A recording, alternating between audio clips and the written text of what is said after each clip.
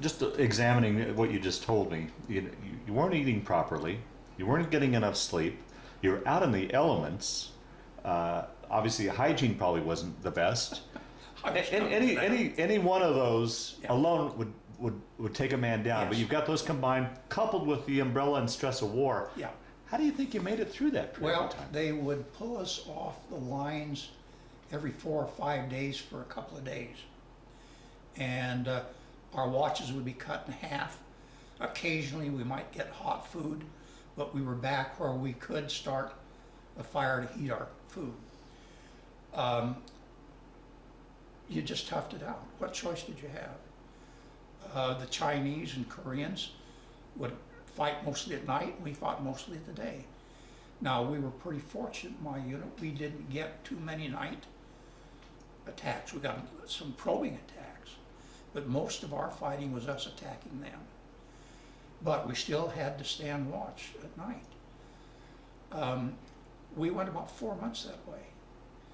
And finally, we got into a couple of really nasty fights at the end of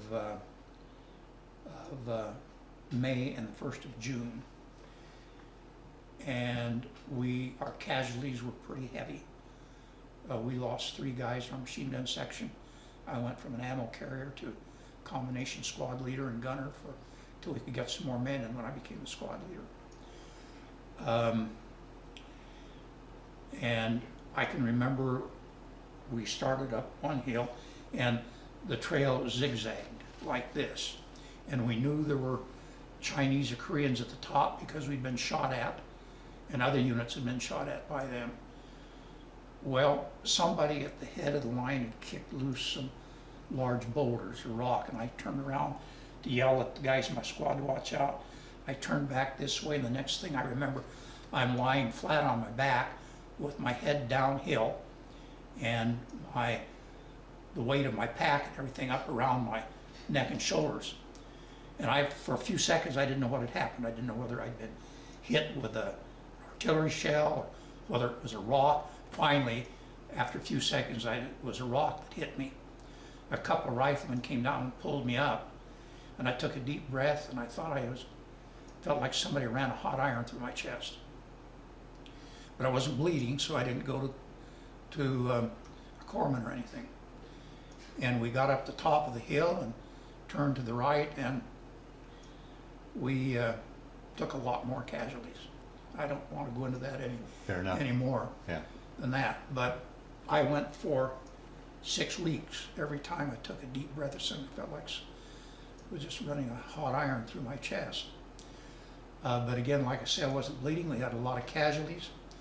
We finally had so many casualties in the 5th Marine Regiment that they pulled the whole division clear off the lines and put us back about 20 miles in the rear. And we were there for probably 2 months. They shipped in new troops, and we went through a training. It was like when I first got there. We didn't say anything about the experiences we had. We just simply focused on what they had to learn. Now, you spoke about hygiene. I can remember we went one time about 6 weeks without a shower. Very seldom did we get a shower more than every 2 or 3 weeks or more. By the time they pulled us off, I remember my dungarees. I had big tears in both legs. My boots, I had a hole in the sole of one boot. The other boot, the sole had come detached at the toe from the rest of the shoe and was just kind of flapping around like this. So when they pulled us back, they sent us in to get fresh clothing and stuff. Now, it wasn't new, and I can remember the supply sergeant said, well, what size trousers do you take? And I said, well, 36. He looked at me and said, the biggest size I got is a size 30. And I said, oh, I don't. He said, try it on. It fit me just fine. I lost 6 inches in the 4 months. And that gives you an example of what it was that we had to go through. We spent, again, probably 2 months training them, and in the rear, I can remember a time actually before we got into the rear when we were backing up a North Korean Marine Regiment they were assaulting a big hill mass out in front of us. And they had us dug in right behind them in case the Chinese or Koreans tried to flank them. And I can remember sitting in foxhole and artillery going both ways, outgoing high, incoming, parting my hair. Jeez. And I'm down in the foxhole just praying that I'd live to see tomorrow.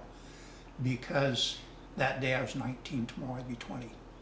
And I wanted to know what it would be like to be, not to be a teenager anymore.